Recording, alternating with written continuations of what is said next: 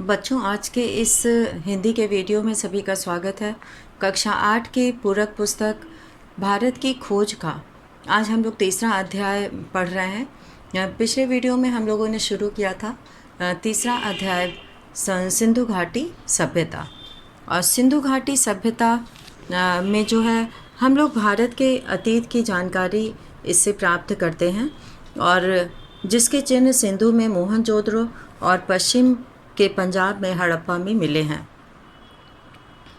सिंधु घाटी सभ्यता के माध्यम से पता चलता है कि यह अत्यंत विकसित सभ्यता थी।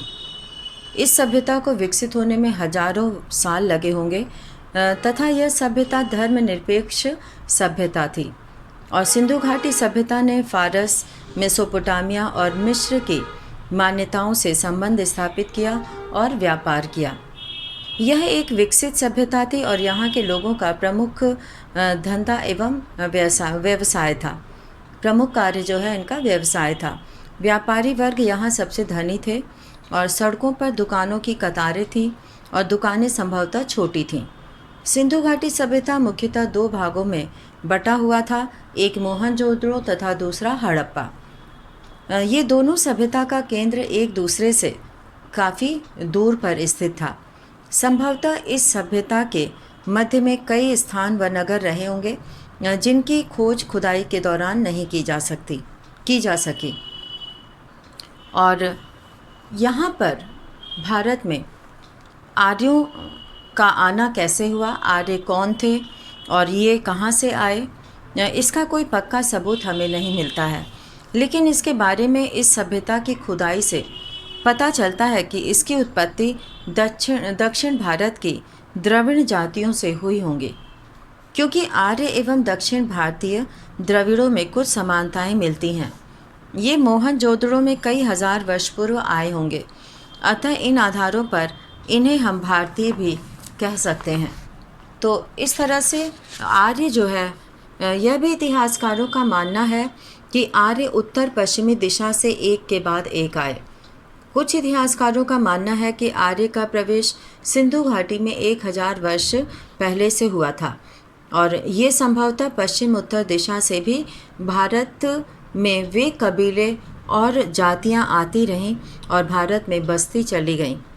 पहला सांस्कृतिक समन्वय आर्य एवं द्रविड़ जातियों के बीच हुआ, जो सिंधु घाटी सभ्यता के प्रतिनिधि थे। इन सब आधारों पर हम कह सकते हैं कि आर्य भारत के ही मूल निवासी थे। तो इस तरह से जो आर्य थे वो भारत में आकर यहाँ बसे और यहाँ के मूल निवासी कहलाए। अब हम लोग यहाँ पर पेज नंबर 20 पे शुरू करते हैं। आर्यों का आना, ये हम लोग पढ़ रहे थे पिछले वीडियो में, और अभी इससे पहले की बातें कही जा रही थी। तो अभी सभी लोग निकालेंगे पेज नंबर 20, और पेज नंबर 20 पे पहला पैराग्राफ हम लोग शुरू करेंगे यहाँ से कि इसलिए यह मुमकिन है कि मौसमी परिवर्तनों ने उन इलाकों के निवासियों और उनके रहन सहन की पद्धति को प्रभावित किया हो। पद्धति कहते हैं तरीका। तो मुमकिन का अर्थ होता है संभव।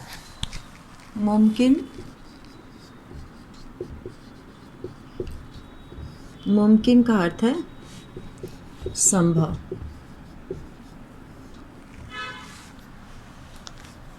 तो यहाँ पर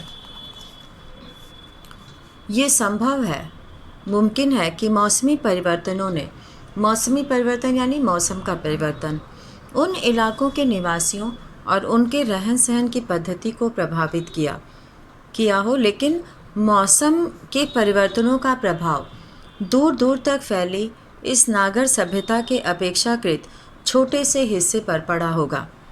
हमारे पास इस बात पर विश्वास करने के कारण तो हैं कि यह सभ्यता गंगा घाटी तक या संभवतः उससे भी दूर तक फैली थी, पर इस बात का फैसला करने के लिए हमारे पास पर्याप्त आंकड़े नहीं हैं। आंकड़ा कहते हैं कि जो इसका सबूत होता है, जो गणना करके पूछ कर जो है इसे इकट्ठा किया जाता है। तो वह बालू जिसने इनमें से कुछ प्राचीन शहरों पर छाकर उन्हें ढक लिया था, उसी ने उन्हें सुरक्षित भी रखा जबकि दूसरे शहर और प्राचीन सभ्यता के प्रमाण धीरे धीरे नष्ट होते रहे और समय के साथ खंड खंड हो गए। अब यहाँ पर बालू के होने से, क्योंकि वहाँ पर बालू बहुत ज़्यादा आ गया था जिससे कि ज़मीन ऊंचा हो गया था और जिन इमारतों को, भवनों को बालू ने ढक लिया था, जिन पर कि बालू भर गए थे, वे, उनका प्रमाण तो मिलता है क्योंकि वे सुरक्षित हो गए थे, लेकिन जो ऊंचाई पर थे, जो जिनके ऊपर बालू नहीं था, तो वो टूट गए। सिंधु घाटी सभ्यता और बाद के कालखंडों के बीच निरंतर संबंध के साथ ही इस सिलसिले के टूटने के या इसमें अंतराल के प्रमाण भी मिलते हैं। यह टूटना इस बात का भी सूचक है कि बाद में आने वाली सभ्यता भिन्न प्रकार की थी। बाद में आने वाली इस सभ्यता में शुरू में संभवतः कृषि की बहुतायत थी, गोकी नगर और थोड़ा बहुत शहरी जीवन भी मौजूद था। खेतीहर पक्ष पर जोर शायद उन नवागंतुकों ने दिया होगा जो आर्य थे और उत्तर पश्चिम दिशा से भारत में एक के बाद एक कई बार में आए। यहाँ पर एक शब्द आया है बहुतायत। बहुतायत मतलब अधिकता। बहुतायत, बहुतायत कहते हैं अधिकता। बहुतायत मतलब अधिकता। और नवागंतुक शब्द आया है, नया आने वाला, नवागंतुको, नवागंतुक, वहाँ नवागंतुकों लिखा है, नया आने वाला। बहुवचन होगा तो नवागंतुकों हो जाएगा, नया आने वाला। तो नया आने वाले को नवागंतुक कहा गया है। और अब है यहाँ पर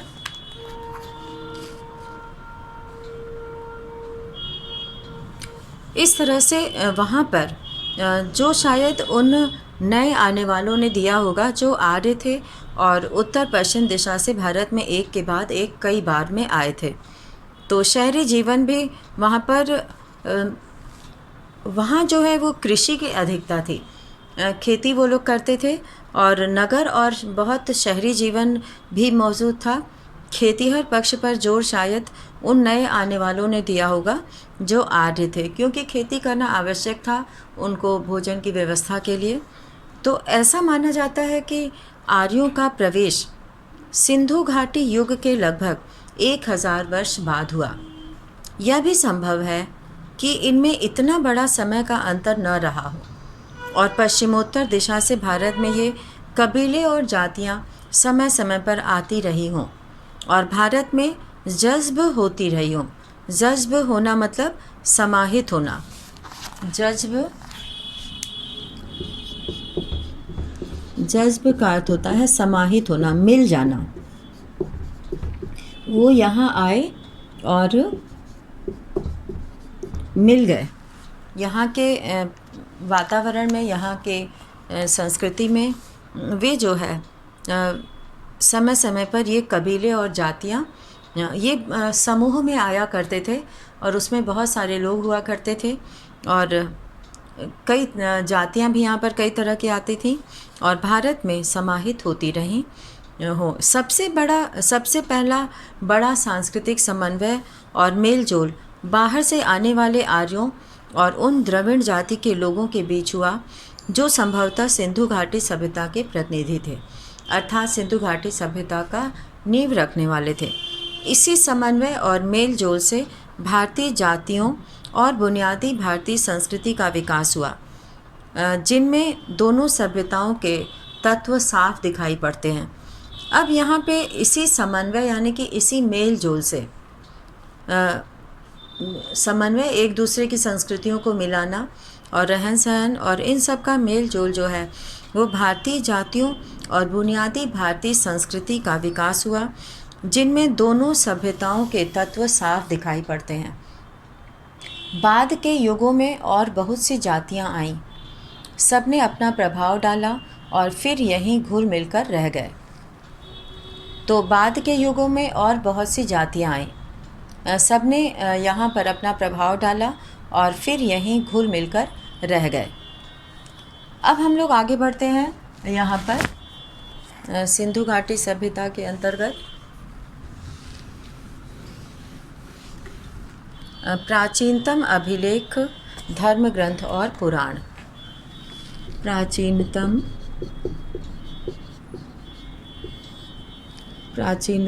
अभिलेख,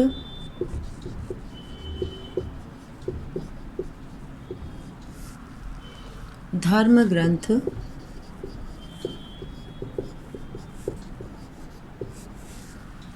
और पुराण।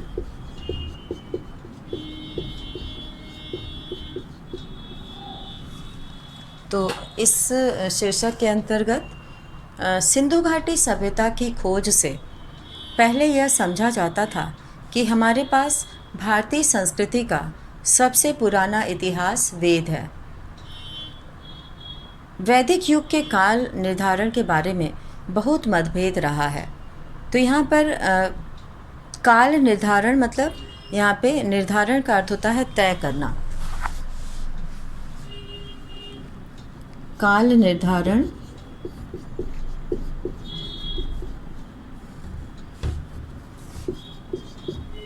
निर्धारण समय तय करना।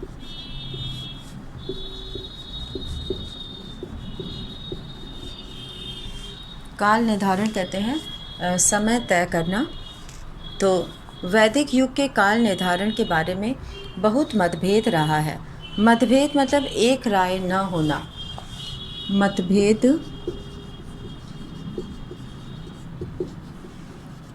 एक राय न होना, एक जैसे विचार न होना, सबका अलग अलग विचार होना, एक जैसी सोच न होना। तो वैदिक युग के काल निर्धारण के बारे में बहुत मतभेद रहा है। यूरोपीय विद्वान प्रायः इसका समय बहुत बाद में मानते हैं और भारतीय विद्वान पहले। आजकल अधिकांश विद्वान ऋग्वेद की ऋचाओं का समय ईसा पूर्व 1500 मानते हैं, पर मोहनजोदड़ो की खुदाई के बाद से इन आरंभिक भारतीय धर्म ग्रंथों को और पुराना साबित करने की प्रवृत्ति बढ़ गई है। वस्तुतः यह हमारे पास मनुष्य के दिमाग की प्राचीनतम उपलब्ध रचना है और मैक्स मुलर ने इसे आर्य मानव के द्वारा कहा गया पहला शब्द कहा है। भारत की समृद्ध भूमि पर प्रवेश करने के समय आर्य अपने साथ उसी कुल के विचारों को लेकर आए थे जिसने ईरान में अवेस्ता की रचना हुई। अवेस्ता जो है फारसी भाषा में इसका अर्थ प्रार्थना है। अवेस्ता जरथुस्त्र धर्म की प्रारंभिक रचना है। तो अवेस्ता की रचना हुई थी भारत की धरती पर, उन्होंने उन्हीं विचारों का पल्लवन किया। तो यहाँ पे अवेस्ता जो है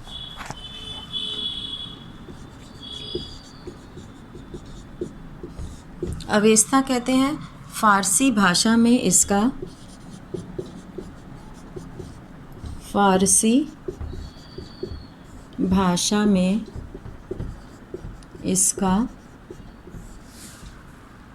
अर्थ प्रार्थना है। अवेस्ता का अर्थ प्रार्थना है। अवेस्ता जरथुस्त्र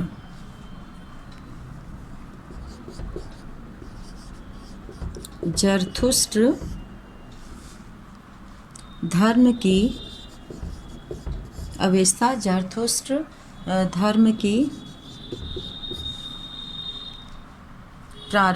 प्राथमिक रचना है।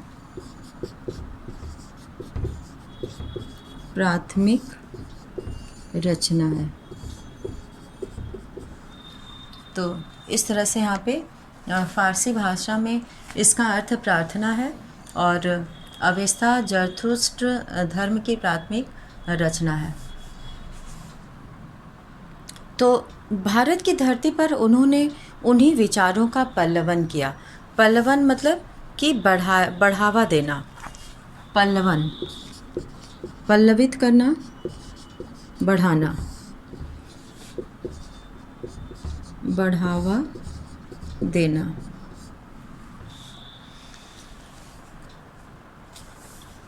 तो भारत की धरती पर उन्हीं विचारों को बढ़ावा दिया गया।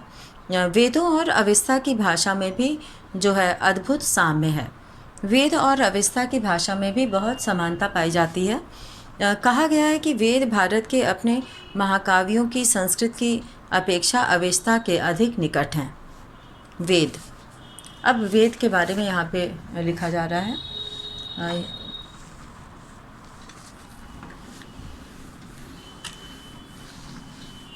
अब दूसरा शीर्षक यहाँ पर आ गया है, वेद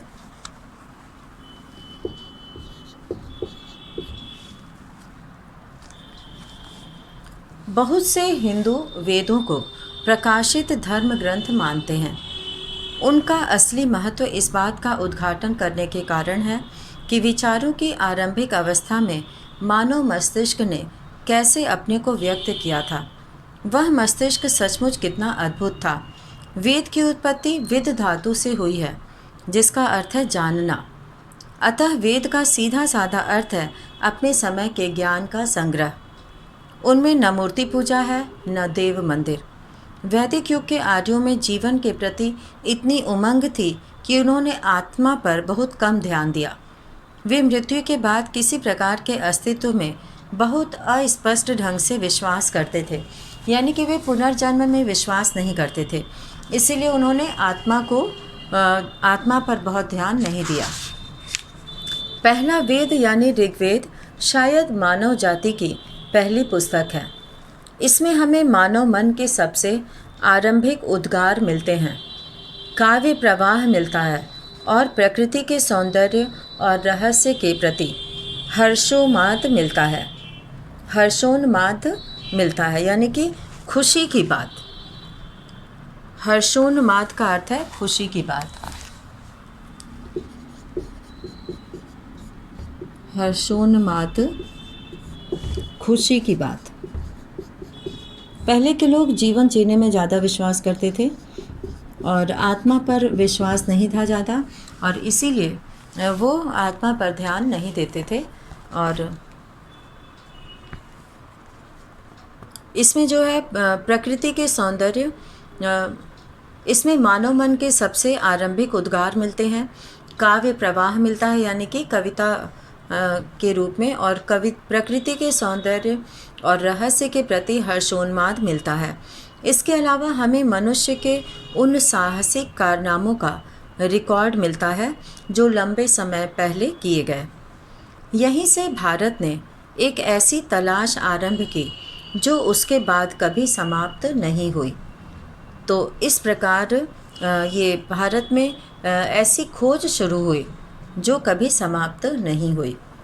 सभ्यता के उषा काल में ही, उषा काल कहते हैं शुरुआत को, उषा काल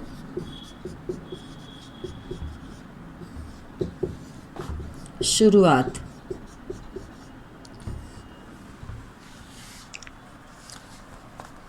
तो सभ्यता के शुरुआत में ही प्रबल और सहज कल्पना से संपन्न लोग जीवन में छिपे हुए अनंत रहस्यों को जानने के लिए सजग हुए। अनंत मतलब अनगिनत, अनंत मतलब अनगिनत। और यहाँ पर एक शब्द आया सजग, यानी सतर्क, सजग।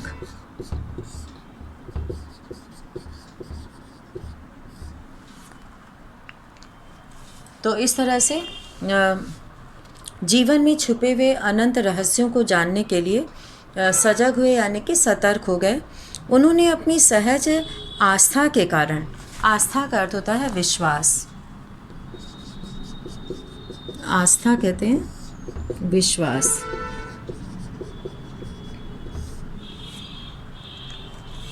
उन्होंने अपने सहज आस्था के कारण प्रकृति के प्रत्येक तत्व और शक्ति में देवत्व का आरोप किया। उन्होंने प्रकृति में भगवान को देखा, देवता को देखा, और पर इन सब में साहस और आनंद का भाव था। और उसी समय से जो है वृक्षों की पूजा करना और प्रकृति में जो है देवता का वास मानना।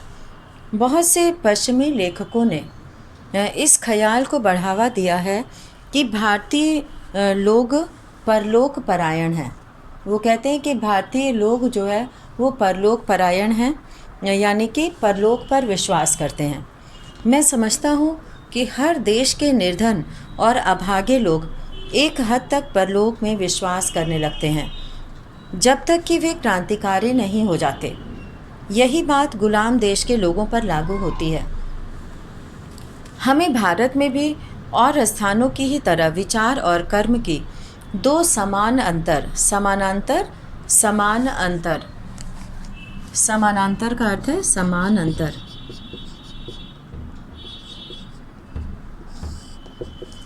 समान मतलब एक बराबर, अंतर समानांतर, समान अंतर मिलकर समानांतर बन गया है। तो यहाँ पर एक ही विचार और कर्म की दो समानांतर विकसित होती धाराएं दिखाई पड़ती हैं। एक जो जीवन को स्वीकार करती है और दूसरी जो जिंदगी से बचकर निकल जाना चाहती है। अलग अलग युगों में कभी बल एक पर होता है और कभी दूसरी पर, परंतु इतना निश्चित है कि वैदिक संस्कृति की मूल पृष्ठभूमि मतलब आधार, पृष्ठभूमि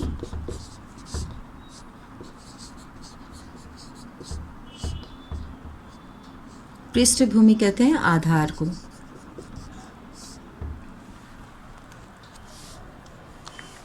तो यहाँ पर वैदिक संस्कृति की मूल जो आधार था, परलोकवादी या इस विश्व को निरर्थक मानने वाली नहीं है।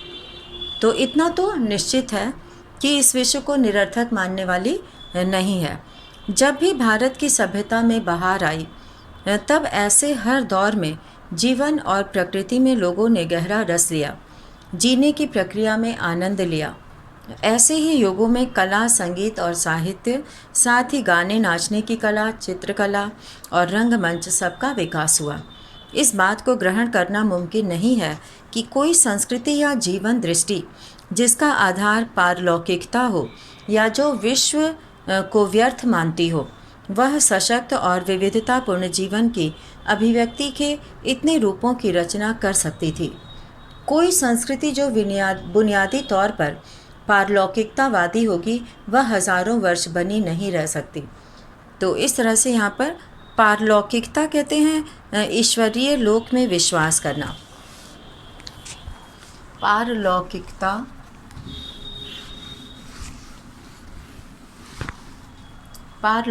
का अर्थ होता है ईश्वरीय लोक में विश्वास करना। पारलौकिकता, ईश्वरीय लोक में विश्वास करना।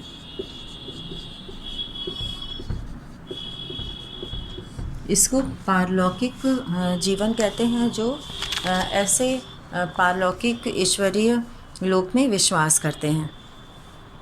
तो यहाँ पे नेहरू जी ने कहा कि कोई भी संस्कृति जो पारलौकिकतावादी होगी, जो ईश्वरीय लोक में परलोक में विश्वास करती होगी, वह हजारों वर्ष तक बनी नहीं रह सकती। अब यहाँ पर हम लोग भारतीय संस्कृति की निरंतरता के बारे में पढ़ेंगे। तो भारतीय संस्कृति की निरंतरता मतलब लगातार चलना। कैसे उसकी निरंतरता बनी रही? तो हमें जो है वो आरंभ में ही एक ऐसी सभ्यता और संस्कृति की शुरुआत दिखाई पड़ती है जो तमाम परिवर्तनों के बावजूद आज भी बनी हुई है। इसी समय मूल आदर्श आकार ग्रहण करने लगते हैं और साहित्य और दर्शन, कला और नाटक तथा जीवन के और तमाम क्रियाकलाप इन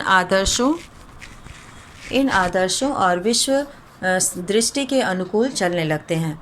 तो साहित्य और दर्शन यानी फिलॉसफी और कला और नाटक तथा जीवन के और तमाम क्रियाकलाप इन आदर्शों और विश्व दृष्टि के अनुकूल चलने लगते हैं। इसी समय उस विशिष्टतावाद और छुआछूत की प्रवृत्ति का आरंभ दिखाई पड़ता है, जो बाद में बढ़ते बढ़ते असह्य हो जाती है। असह्य मतलब जिसे सहा न जा सके।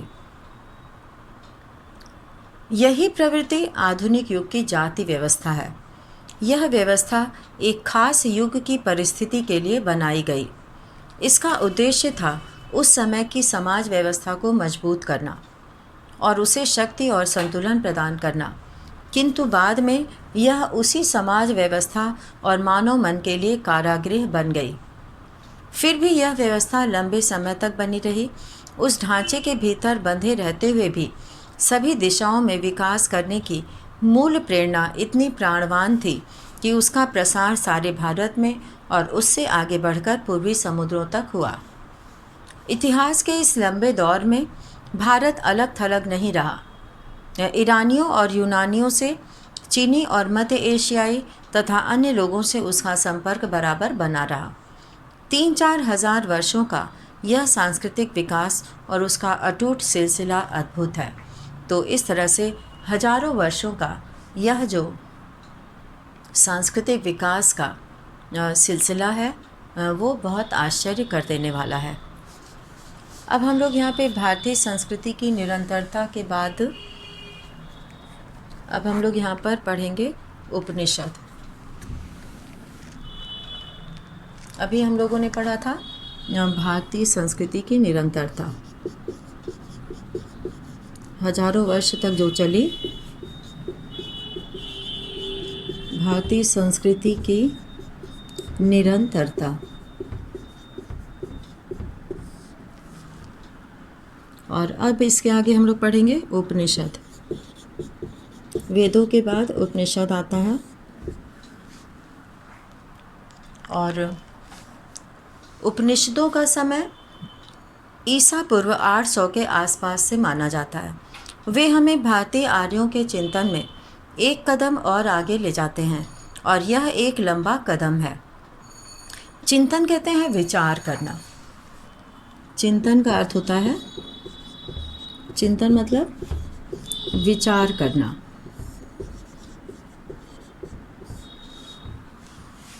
तो यहाँ पर उपनिषदों का समय 800 ईसा पूर्व 800 के आसपास माना जाता है और यह हमें भारतीय आर्यों के चिंतन में एक कदम और आगे ले जाते हैं। यह एक लंबा कदम है, तो उसके बारे में सोचने विचारने में ये हमें और आगे करते हैं। और उपनिषदों में जांच पड़ताल की चेतना, यानी कि उपनिषदों में जांच पड़ताल की चेतना और चीज़ों के बारे में सत्य की खोज का उत्साह दिखाई पड़ता है। यह सही है कि सत्य की यह खोज आधुनिक विज्ञान की वस्तुनिष्ठ पद्धति से नहीं की गई, फिर भी उनके दृष्टिकोण में वैज्ञानिक पद्धति का तत्व मौजूद है। वे किसी किस्म के हठवाद को अपने रास्ते में नहीं आने देते।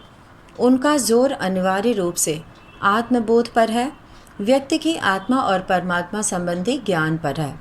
इन दोनों को मूलतः एक कहा गया है। बाह्य वस्तु जगत को मिथ्या तो नहीं कहा गया है, पर उसे सापेक्ष रूप में सत्य कहा गया है, आंतरिक सत्य के एक पहलू के अर्थ में। तो इस तरह से उपनिषदों में जो है व्यक्ति की आत्मा और परमात्मा संबंधी ज्ञान जो है वो इसमें मिलता है और इन दोनों को मूलतः एक ही कहा गया है, आत्मा और परमात्मा। और उपनिषदों का सामान्य झुकाव अद्वैतवाद। अद्वैतवाद कहते हैं किसी भी धर्म को, अद्वैतवाद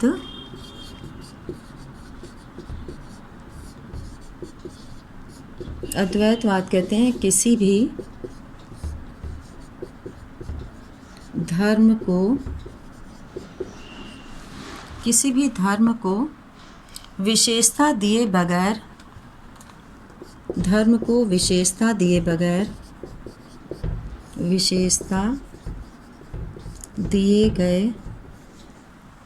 विशेषता दिए गए बगैर